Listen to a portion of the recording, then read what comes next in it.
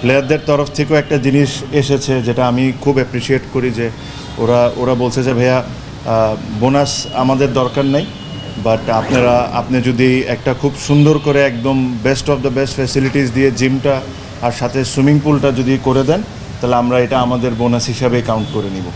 So হ্যাঁ, মানে বোনাসের টাকা না, এটা করতে তো আরও অনেক বেশি টাকা লাগবে, বাট তারা তাদের তরফ থেকে এই কন্ট্রিবিউশনটা করতে চায়।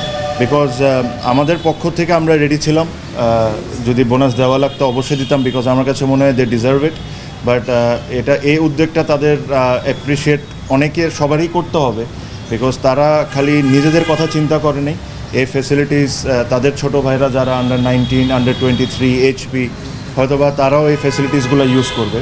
সো আমি তাদেরকে বলেছি যে পৃথিবীর বেস্ট অফ দ্য বেস্ট যে ইকুইপমেন্টস আছে ওগুলা দিয়ে আমরা এই জিমটাকে খুব সুন্দরভাবে জিম করে দিব, প্লাস সামনে সুইমিং পুল করে দিব, সাথে আইস বাথ, হট বাথের জন্য যেটা লেটেস্ট যে টেকনোলজি ওটা ইউজ করে, সো দ্যাট বারে বারে এনে আইস বাথ করতে হবে, এগুলো করা লাগবে না। মেশিনই অটোমেটিকলি পানিকে ঠান্ডা করবে আর গরম করবে। ওগুলা যত কিছু আছে আমরা করে দেবো।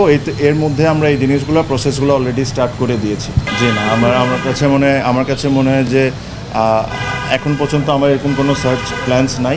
আশা করি একটা ওপেন ইলেকশন হবে, সবাই পার্টিসিপেট করবে, সবাই সবার মতো করে ভোট চাবে।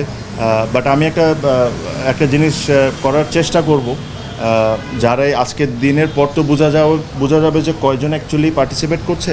সবার সাথে একটু কন্ট্যাক্ট করে যদি আমরা একটা অনুষ্ঠান করতে পারি, যেখানে 76টা ক্লাবকে ডেকে সবাই সবার মতো করে ভোট চাক, ওটা 20 জন হোক বা 22 জন হোক, যতজনই পার্টিসিপেশন হোক, তাহলে একটা জিনিসটা ইলেকশনের একটা সুন্দর ভাইব আসে।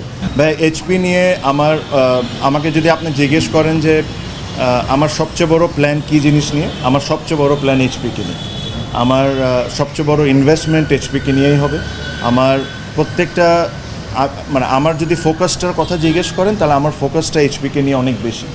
আমার কাছে মনে হয় যে এইচপিকে পুরোপুরিভাবে রির্যাম্প করতে হবে, কারণ এটা খুব সিম্পল একটা জিনিস যে আন্ডার 19 পর্যন্ত আমরা একটা সলিড টিম থাকি।